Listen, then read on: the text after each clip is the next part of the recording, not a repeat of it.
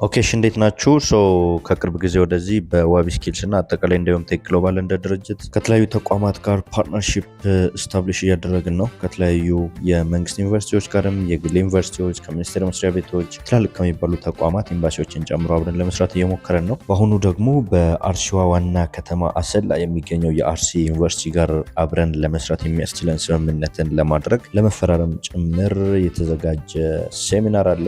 እሱ ላይ እየሄድን ነው። እንግዲህ እንደ ቢሮ ይሄድ ነው። አጠቃላይ 4 ሆነን ነው። አንድ ኮርስ ኮኦርዲኔተር፣ ሲኒማቶግራፈራችን እና አንድ የሶፍትዌር ዴቨሎፐር ነው አብረን ሆነን ይሄድ ነው። አራታችን እኔን ጨምሮ ማለት ነው። እንደሄድን እንግዲህ በአሰላ ስንደርስ በጣም ጥሩ የሚባል ጊዜ ነበረን። ያረፍነውም የቢሮችን ባለቤት የሆነችው የአትሌት ደራርቱ ቱሉ ሆቴል ነበር ያረፍነው። አሰላ ስንደርስ በጣም አምሽተን የገባ ነው። እዛ አረፍን። ጥሩ ጊዜ ነበረን። ዘንድ በማግስቱ በጠዋት ተነስተን ወደ ዩኒቨርሲቲ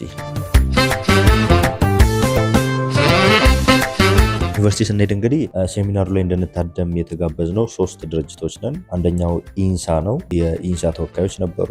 ቴክ ግሎባል እኛ አለን። ከዚህ በተጨማሪ ደግሞ የኦሮሚያ ሳይንስና ቴክኖሎጂ ቢሮ ተወካዮች አሉ። 3ታችን ትላልቅ የሚባሉ የዩኒቨርሲቲው የቦርድ አባላት፣ ምክትል ፕሬዚዳንቶች፣ ፕሬዚዳንቱን ጨምሮ ዶክተር ፍቃዱ፣ እንደዚሁም ደግሞ በምክትል ፕሬዚዳንቶች እንዲሁም የዲፓርትመንት ሄዶች ጨምሮ ተማሪዎች ነበሩ። ከቴክኖ ክለብ አባላት ጋር የተያያዘ የተለያዩ ስራዎችን የሰሩ ልጆች ነበሩ። ፕሮጀክቶቻቸውን ፕሬዘንት አደረጉ። 4 ልጆች በጣም የሚገርም ቢዝነስ ሎጂክ ያለው ፕሮጀክት ፕሬዘንት አደረጉልን። ወዝ በጣም አሪፍ ነበረ። እኛም በተሰጠን እድል መሰረት ለተማሪዎች ኢንስፓየር ያደርጋል ብለን ያሰብነውን ሁላችንም ኤክስፒሪየንሳችንን ለተወሰኑ ደቂቃዎች ሼር አደረግን። በዋናነት ግን የሴሚናሩ ዓላማ ቴክ ግሎባል እና ዩኒቨርሲቲው የምንፈራረምበትን ውል ወይም ደግሞ አጠቃላይ ኤምኦዩን ለመፈራረም የተዘጋጀ ሴሚናር ነው። ከምክትል ፕሬዚዳንቱ ጋር ተፈራረምን።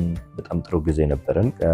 ተፈራረምን በኋላ ደግሞ ምሳ ተጋበዝን። ምሳ የተጋበዝነው በአትሌት ደራርቱ ቱሉ ሆቴል ነው። እዛው አሰላው ያደርንበት ሆቴል ነበር የተጋበዝነው። ምሳችንን በላን። ዘን ከሰዓት አካባቢ ኦልሞስት 1 ቀን ተኩል ቆይታችንን አጠናቀን ወደ አዲስ አበባ ተመልሰናል ማለት ነው። በሚቀጥሉት ሳምንታት በዚህ ሳምንትን በሚቀጥሉ ሳምንታትም ከተለያዩ ተቋማት ጋር ከመንግስት ዩኒቨርሲቲዎች ከትላልቅ ከሚባሉ የባንኮች ጋር ጭምር ከኤምባሲዎች ጋርም ጭምር እየተፈራረምን እንገኛለን። እንግዲህ አሁን በአሁኑ ሰዓት ደግሞ የ8ኛ ዙር የዌብ ስኪልስ ፉል ስታክ ዌብሳይት ዴቨሎፕመንት ትሬኒንግ ምዝገባ ላይ እንገኛለን።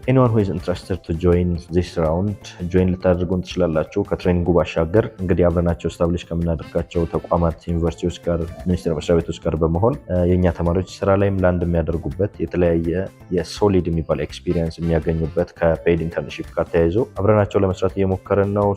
ጆይን ብታደርጉ በብዙ መንገድ ትጠቀማላችሁ ብዬ አስባለሁ። ቴንክ ዩ